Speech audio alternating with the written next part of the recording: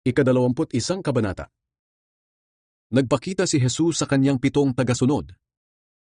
Pagkalipas ng ilang araw, muling nagpakita si Jesus sa mga tagasunod niya sa may lawa ng Tiberias. Ganito ang nangyari. Magkakasama noon sina Simon Pedro, Tomas na tinatawag na Kambal, Nathaniel na taga-Kana na bayan sa Galilea, mga anak ni Zebedee at 2 pang mga tagasunod. Sinabi ni Simon Pedro sa kanila, "Mangingisda ako." Sumagot sila, "Sasama kami." Kaya sumakay sila sa bangka at pumalaot. Pero wala silang nahuli ng gabing iyon. Nang madaling araw na, may nakita silang nakatayo sa dalampasigan. Pero hindi nila nakilala na si Jesus iyon. Tinawag sila ni Jesus. "Mga kaibigan, may huli ba kayo?" Sumagot sila, "Wala po." Sinabi ni Jesus sa kanila, "Ihulog niyo ang lambat sa gawing kanan ng bangka at makakahuli kayo." Iyon nga ang ginawa nila. Halos hindi na nila mahila ang lambat sa dami ng nahuli nilang isda. Sinabi kay Pedro ng tagasunod na minamahal ni Jesus, "Ang Panginoon iyon." Nang marinig ito ni Pedro, isinuot niya ang damit na hinubad niya, tumalon sa tubig at lumangoy papunta sa dalampasigan. Ang ibang mga tagasunod na nasa bangka ay bumalik din sa dalampasigan na hila-hila ang lambat na puno ng isda. Dahil mga 70 metro lang ang layo nila sa pampang. Pagdating nila sa dalampasigan, nakita nila roon ang nagbabagang uling na may nakasalang na isda at ilang tinapay. Sinabi ni Jesus sa kanila, "Magdala kayo rito ng ilang isda na nahuli ninyo." Kaya sumampa sa bangka si Pedro at hinila papunta sa pampang ang lambat na puno ng malalaking isda na 153 lahat-lahat. Pero kahit ganoon karami ang isda, hindi nasira ang lambat. Sinabi ni Jesus sa kanila, "Mag-almusal na kayo." Wala ni isa sa mga tagasunod ni Jesus ang nangahas magtanong kung sino siya, dahil alam nila na siya ang Panginoon. Kumuha si Jesus ng tinapay at ibinigay sa kanila.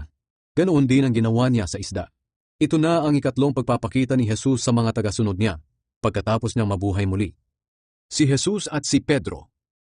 Pagkatapos nilang mag-almusal, sinabi ni Jesus kay Simon Pedro, "Simon na anak ni Juan, mahal mo ba ako ng higit sa pagmamahal nila?"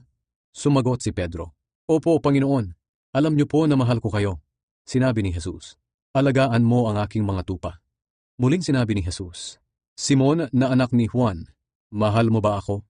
Sumagot si Pedro, "Opo, Panginoon, alam niyo po na mahal ko kayo." Sinabi ni Jesus, "Alagaan mo ang aking mga tupa." Sa ikatlong ulit ay sinabi ni Jesus, "Simon na anak ni Juan, mahal mo ba talaga ako?" Nasaktan si Pedro dahil 3 beses na siyang tinanong kung mahal niya si Jesus. Kaya sumagot siya, "Panginoon, alam niyo po ang lahat ng bagay. Alam niyo rin po na mahal ko kayo." Sinabi sa kanya ni Jesus, "Alagaan mo ang aking mga tupa." Sinasabi ko sa iyo ang totoo. Noong bata ka pa, ikaw mismo ang nagbibihis sa sarili mo at pumupunta ka kung saan mo gusto. Pero pagtanda mo, iuunat mo ang mga kamay mo at iba na ang magbibihis sa iyo at dadalhin ka sa lugar na hindi mo gusto.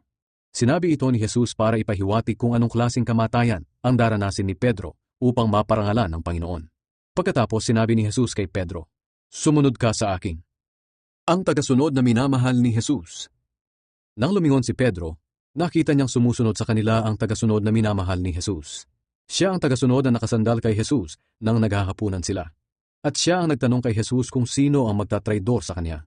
Nang makita siya ni Pedro, nagtanong siya, "Panginoon, paano naman po siya?"